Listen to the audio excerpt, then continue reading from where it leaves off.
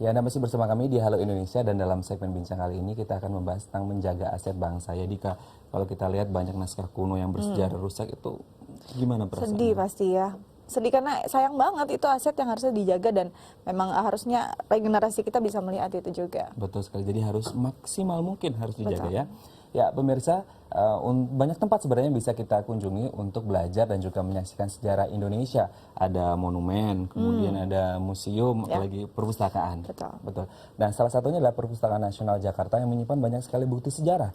Salah satunya adalah naskah-naskah kuno yang masih tersimpan hingga saat ini. Nah, untuk mengetahui bagaimana tata cara merawat dan juga memperbaiki bahan pustaka, telah hadir bersama kami di Studio Halo Indonesia Dr. Andamade Ayu Wirayati SMIKOM selaku Kasubit Perawatan dan juga Perbaikan Bahan Pustaka. Namun sebelum kita berbincang dengan beliau, kita saksikan dulu tayangan berikut. Indonesia kaya akan sejarah perjuangan sejak zaman kerajaan hingga era kemerdekaan. Sejarah perjuangan bangsa ini terekam dalam sebuah manuskrip atau naskah kuno. Perpustakaan Nasional Jakarta menyimpan ribuan naskah kuno dari seluruh penjuru Nusantara. Saat ini Perpustakaan Nasional menyimpan 10.632 naskah kuno yang diantaranya berasal dari Jawa, Bali, Bugis, dan Batak. Perpustakaan Nasional mulai menjadi tempat penyimpanan naskah-naskah kuno sejak tahun 1989. Sebelumnya, naskah-naskah kuno ini dimiliki oleh perorangan dan sebagian merupakan koleksi dari Museum Nasional. Ragam naskah kuno yang tersimpan di Perpustakaan Nasional dapat dilihat dari jenis media yang digunakan. Ada yang menggunakan kulit kayu, bambu, daun lontar, kertas daluang, hingga kertas Eropa. Semuanya masih tersimpan dengan apik untuk kebutuhan penelitian. Selain itu, isi dari naskah-naskah kuno tersebut juga beragam. Ada sejarah, hikayat, hukum adat, bahkan pengetahuan pengobatan tradisional yang merupakan kekayaan hasanah Indonesia. Ya, Dika, itu kalau kita lihat menyedihkan Sangat sekali ringkih kalau ya. sampai hilang dan akhirnya tidak ataupun diketahui rusak oleh ya. zaman anak-anak masa mendatang ya. Kita langsung ke Bu Ayu. Halo Bu Ayu. Selamat pagi, selamat datang di Halo Indonesia. Oke, Bu Ayu, berbagai banyak faktor. Ada tangan jahil manusia atau pengunjung, kemudian serangga yang iseng, mungkin kemudian jamur karena mungkin kondisi cuaca dan juga iklim. Bagaimana teman-teman di Perpustakaan Nasional ini sendiri mengantisipasi hal-hal tersebut? Kami melakukan fumigasi. Fumigasi adalah tindakan preventif yang digunakan untuk melindungi manuskrip kami dari serangan serangga.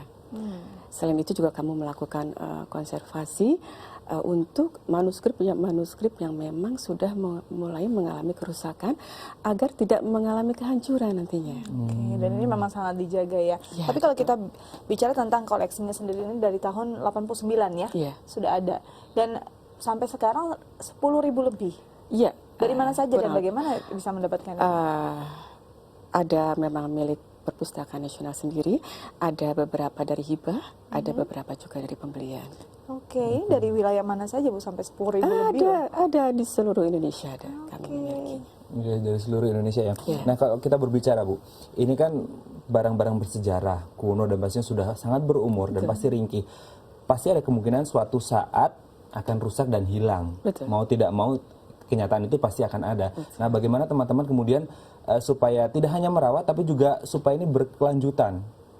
Apakah ada fungsi lain dari manual atau mungkin digitalisasi atau yang lainnya? Ya, kami setiap tahun melakukan proses digitalisasi, proses pelestarian fisiknya, melakukan konservasi. Setiap tahun kami melakukan sekitar 4.000 lembar naskah setiap tahun kami anggarkan untuk bisa menyelamatkan naskah-naskah yang ada saat ini. Oke. Jadi 4.000 ya, kira-kira 4.000 lembar. Tapi medianya pun berbeda-beda ya Bu ya. Dari 10.000 itu tidak hanya di kertas, ada yang di kulit kayu, ada yang di bambu ya. Nah, ini perawatannya seperti apa? Untuk unit kami konservasi, kami hanya melestarikan, kami hanya melakukan konservasi untuk jenis kertas dan lontar.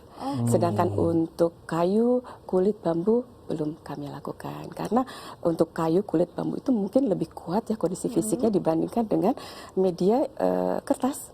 Oke, perawatannya berarti memang berbeda juga ya. Berbeda. Tapi memang ada juga koleksi yang di luar media kertas ataupun lontar. Ada.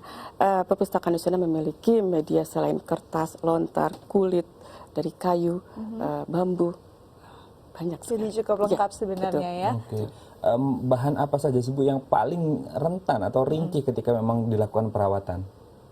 Yang paling ringkih adalah tentu saja kertas.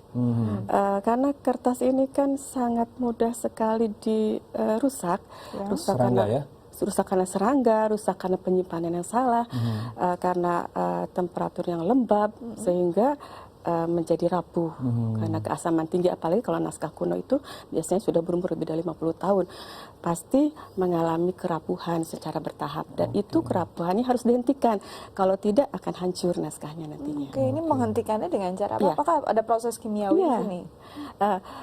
Kami namanya orang-orang yang ahli dalam melakukan konservasi adalah konservator. Konservator ini bekerja sedemikian rupa untuk bisa menyelamatkan dengan metode-metode konservasi untuk menyelamatkan naskah kuno yang ada dari kehancuran.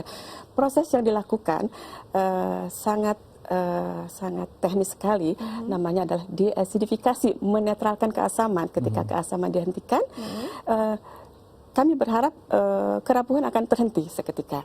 Dan itu dilakukan dengan oleh ahlinya, disemprotkan atau direndam dengan cairan tertentu. Oke, menekan keasaman. Ya, Tapi apakah memang menekan perawatan hanya keasaman. sampai di situ? Kita akan bahas setelah jeda berikut ya. Tetap Baik, bersama kami di silakan. Ale Indonesia.